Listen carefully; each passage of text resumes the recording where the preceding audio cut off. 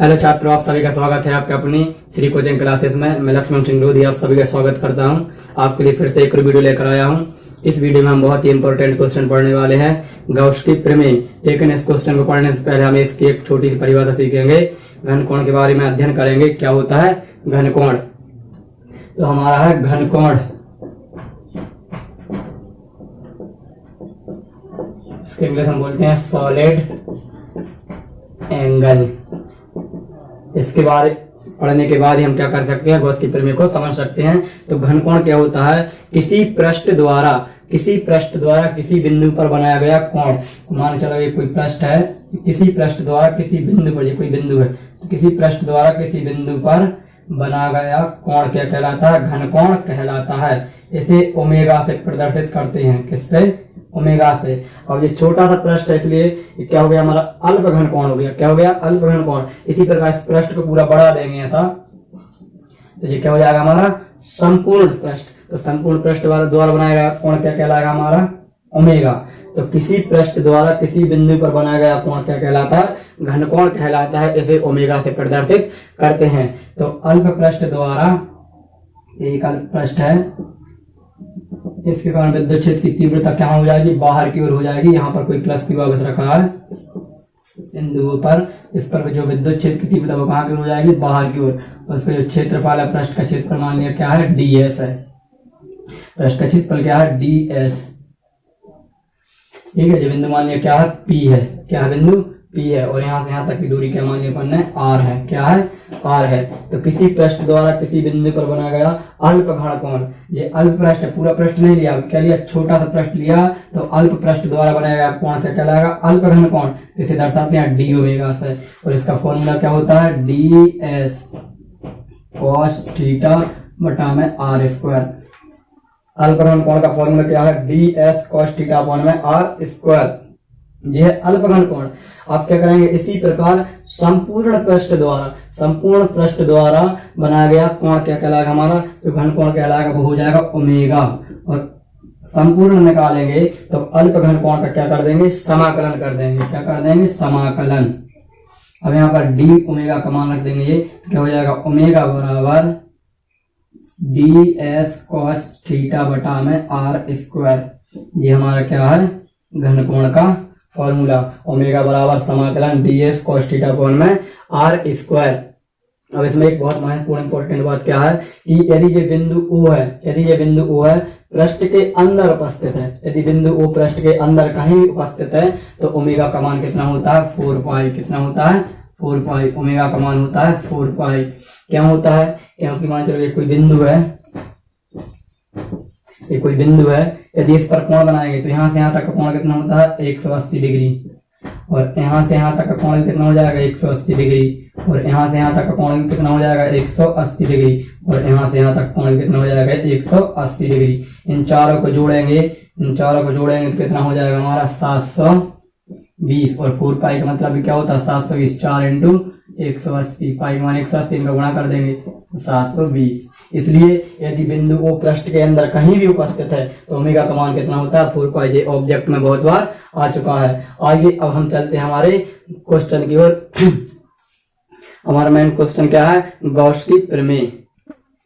Gauss की प्रमेय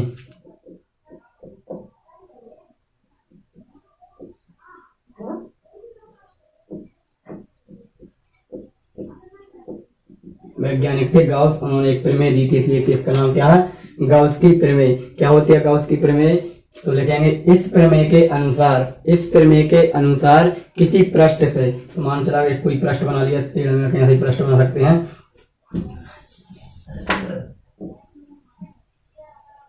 इस प्रमेय के अनुसार, गॉस की प्रमेय के अनुसार, इस प्रमेय के अनुसार किसी पृष्ठ से संबद्ध विद्युत फ्लक्स, तो विद्युत फ्लक्स को कैसे दर्शाते हैं? फाई से, जो कि हम पिछली वीडियो में पढ़ चुके हैं। किसी पृष्ठ से संबद्ध विद्युत फ्लक्स उस पृष्ठ के अंदर उपस्थित आवेश, तो इस पृष्ठ के अंदर अपन ने क्या मान लिया? बिंदु ऊपर प्लस Q आवेश है। किसी पृष्ठ से संबद्ध विद्युत फ्लक्स इस पृष्ठ के अंदर उपस्थित आवेश का 1/एप्सिलॉन गुना होता है।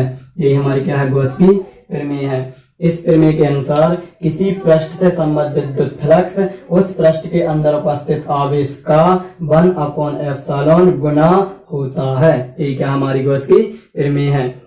इस चित्र को पूरा करेंगे तो यहाँ से मान लिया इस पृष्ठ की दूरी क्या है, r है। एक अल्प पृष्ठ ले लिया छोटा सा, इसे नाम दे दिया a b। अब प्लस क्यू आवेश के कारण विद्युत क्षेत्र की तीव्रता कहाँ की ओर हो जाएगी, बाहर की ओर। और इसका क्षेत्रफल क्या मान लिया, इसका क्षेत्रफल है हमारा ds। ये बिंदु हमारा क्या है P। और अल्प पृष्ठ द्वारा बनाया गया कोण क्या कहलाता है, अल्प घन कोण। तो ये हो जाएगा d ओमेगा। और पूरे पृष्ठ द्वारा बनाएंगे तो वो क्या रहेगा, ओमेगा। तो ये हमारा क्या बन गया, चित्र बन गया। अब इसके आधार पर हम क्या करेंगे, क्वेश्चन को सॉल्व करेंगे और इसका माना लिखेंगे। तो लिखेंगे माना कि ए भी एक अल्प पृष्ठ है, ए भी एक अल्प पृष्ठ है। बिंदुओं पर प्लस क्यू आवेश रखा है, आगे पीछे लिखा सकता है।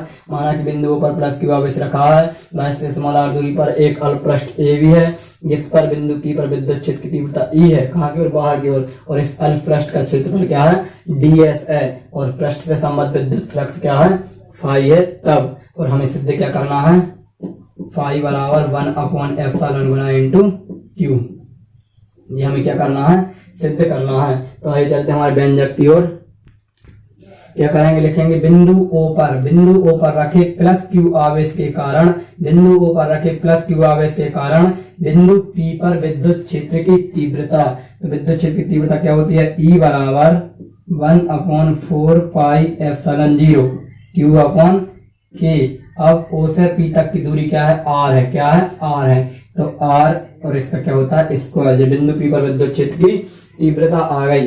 अब अल्प पृष्ठ से, किससे, अल्प पृष्ठ से संबद्ध विद्युत फ्लक्स, अल्प पृष्ठ से। तो अल्प पृष्ठ से संबद्ध विद्युत फ्लक्स क्या हो जाएगा हमारा, d फाई। अवकलन हो जाता है, डिफरेंशियल। ठीक है, तो अवकलन होता है अल्प के लिए और कुल के लिए क्या करते हैं, समाकलन कर देते हैं।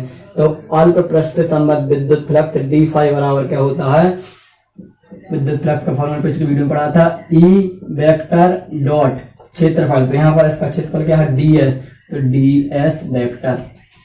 अब वेक्टर और डॉट हटाएंगे तो क्या आ जाएगा, cos थीटा आ जाएगा। क्या हो जाएगा, d फाई बराबर E ds cos थीटा। इन दोनों के बीच का कोण क्या है, थीटा है। ठीक है जी, हमारा आ गया अल्प पृष्ठ से विद्युत फ्लक्स। अब E का मान क्या है, 1/4 pi epsilon 0 Q upon KR square. यहाँ पर रख देंगे तो हो जाएगा d फाई बराबर 1/4 pi epsilon 0 Q upon KR square cos theta. और ये ds का ds पीछे लिख दिया है, कोई दिक्कत नहीं है। अब इसके बाद दिया गया अल्प। अब क्या निकालेंगे, संपूर्ण पृष्ठ से, इस पूर्ण पृष्ठ से संबद्ध विद्युत फ्लक्स।